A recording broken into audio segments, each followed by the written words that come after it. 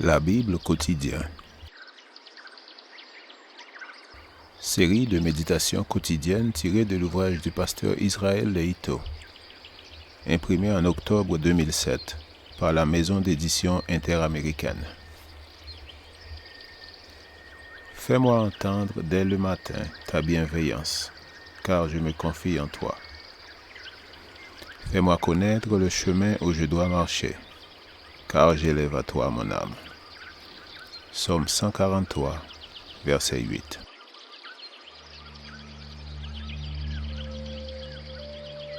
Aujourd'hui, le 24 mars, intercession. Verset approprié, Luc 24, verset 30. Pendant qu'il était à table avec eux, il prit le pain, et après avoir rendu grâce, il le rompit et le leur donna.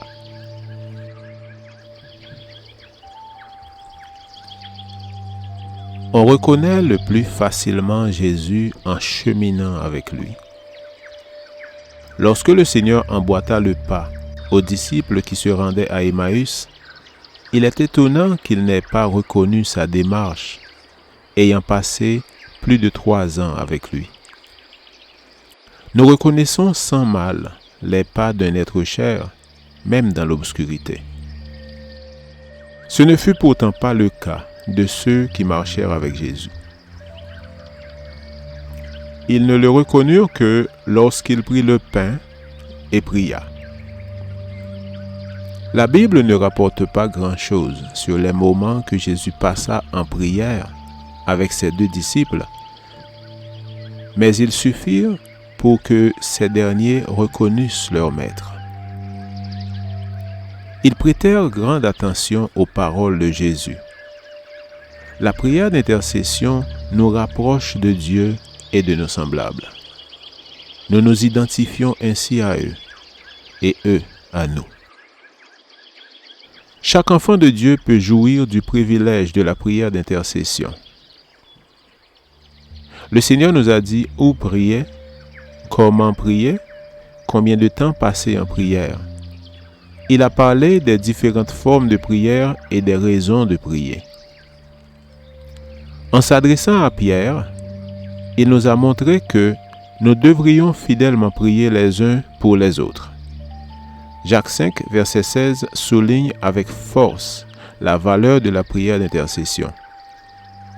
Il fut promis à Abimelech qu'il recouvrerait la santé grâce à l'intercession d'Abraham. Ceci soutient le principe selon lequel un homme juste peut devenir l'instrument par lequel se répand la bénédiction divine. Voir Acte 9, versets 17 et 18. Dieu a pour but de conduire ses représentants humains auprès de ceux qui sont réceptifs à la vérité. Lorsque nous prions, il prie pour nous. Lorsque nous ne sommes pas en prière, il intercède en notre faveur et ses supplications nous mettent à l'abri de dangers invisibles. L'intercession nous permet d'entrevoir que de nombreuses personnes sont importantes pour notre bien-être. Celui qui prie aime la personne pour laquelle il prie.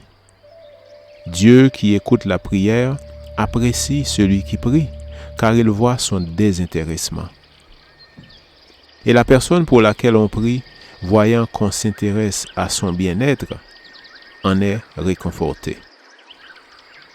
Paul nous demande de persévérer dans la prière d'intercession. J'exhorte donc, avant toute chose, à faire des prières, des supplications, des requêtes, des actions de grâce pour tous les hommes. 1 Timothée 2, verset 1. Il serait bon aujourd'hui de dresser une liste de personnes pour lesquelles prier, non seulement parce qu'elles en ont besoin, mais parce qu'il est bienfaisant de prier les uns pour les autres. Priez pour votre famille, priez pour votre église, priez pour le pasteur de votre église, priez pour les administrateurs de l'église et priez pour les dirigeants du pays, afin qu'il soit possible de continuer à prêcher l'évangile dans la paix et la tranquillité. Amen. La lecture de la Bible pour aujourd'hui, dans l'Ancien Testament se trouve dans le livre de Juges, les chapitres 1, verset 1 jusqu'au chapitre 2, verset 23. Et dans le Nouveau Testament, Luc 24, verset 1 à 53. Je vous souhaite de passer une excellente journée avec Jésus.